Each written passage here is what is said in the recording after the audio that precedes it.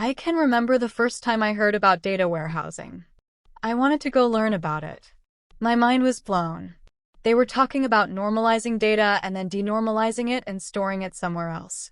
I found this interesting because I was already building little data warehouses, and now that process had a name. My customers needed to run reports on a routine, and they needed to have meaningful data without having me recreate it all the time. I wasn't using super fancy tools. I was using what was available in common sense. I say that to say, don't overthink all of this. You're going to hear a million different terms and thoughts on data over your career, but at this point, your focus should be learning how to get the data you have to a point that's readable and meaningful. The process of getting data from the source, making it meaningful, and placing it out for others to use or read is referred to as ETL.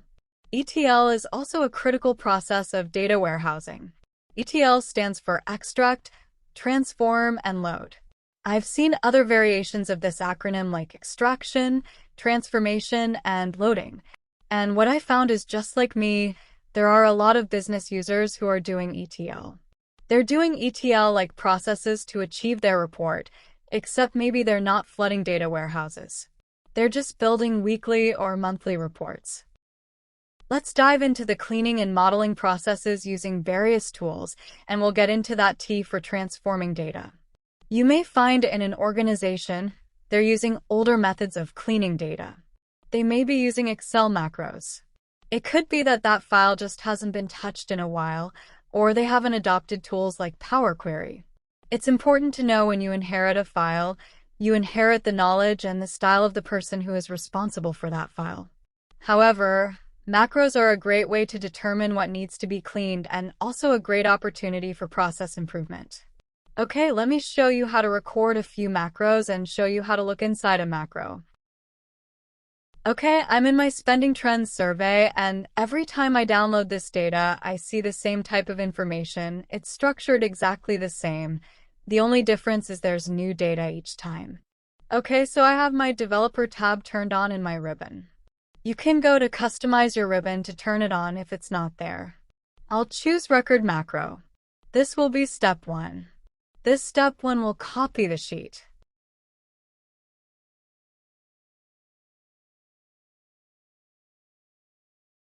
Okay, I'll go ahead and right-click the sheet. I'll choose Move or Copy. I'll create a copy. I'll move it to the end and I'll click OK. I'll go ahead and click back on Sheet and stop recording. Again, I want to keep a copy of that sheet so I can refer back to it to test my macros later. Now I'm ready to start the cleaning process. The very first thing I'm going to do is delete the columns I don't need. I'll start by recording a macro. I'll call this one step 2. And I'll call it delete columns or del col. You make that plural. Okay, I don't need the collector ID for my reporting. I also don't need the end date. I'll go ahead and highlight IP address. All the way to that custom data in G. I'll right-click and delete that.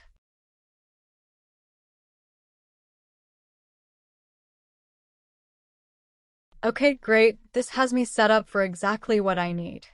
I'll go ahead and stop reporting. I'll record my next step. Call this one by writing step 3 size data. Okay, I'll go ahead and hit that select all. And double-click my column headings. And that will size my data. I'll click back on A1. I'll stop recording. Okay, again, every time I download this data, it has row 2. Row 2 is additional information about the headers. So I need to go ahead and address that in my cleaning. Okay, let me go ahead and do record macro. I'll call this one step 4 clean headers name to this macro record. I'll click OK. Alright, I'll go ahead and copy this self-describe and paste it there into E1. I'll go ahead and delete row 2 because I no longer need it.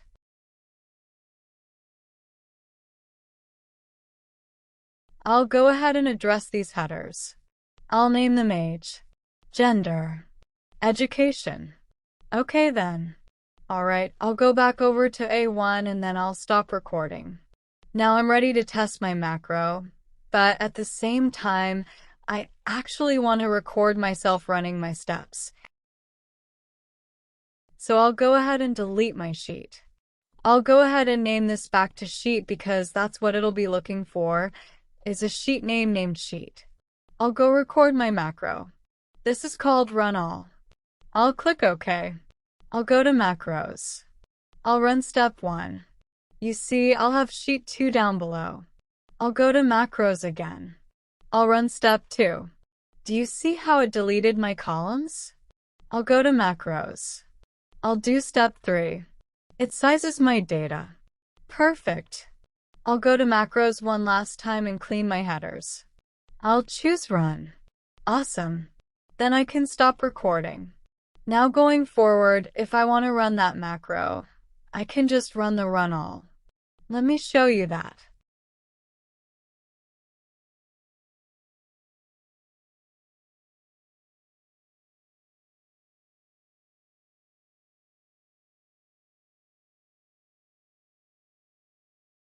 Okay, I'll change the sheet name back to sheet again, because when I download it from my survey tool, that's what it's called. I'll go to macros, run all is selected, and I'll choose run. And just like that, I have clean data. So you can see why companies would adopt macros. However, with the advent of Power Query, these options are made much simpler. Let me show you how you can look at the inside of the macro so you can determine what cleaning steps have occurred.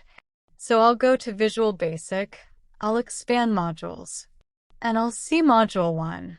When I double-click Module 1, it shows me which all columns, sheets, information I changed. These are a whole lot easier to read when you actually perform those steps, but you will notice it tells you what's selected, if it were copied and was it pasted and where did it go.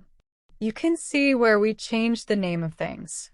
Again, this is great information to have because you can apply it later, or if you need to tweak the macro, you can simply include it in the code. After 20 years of using Excel and with data, I know you're going to encounter files with macros. Just knowing how to look inside the code will let you know what cleaning routines were performed, how to extend them, or how to replace them.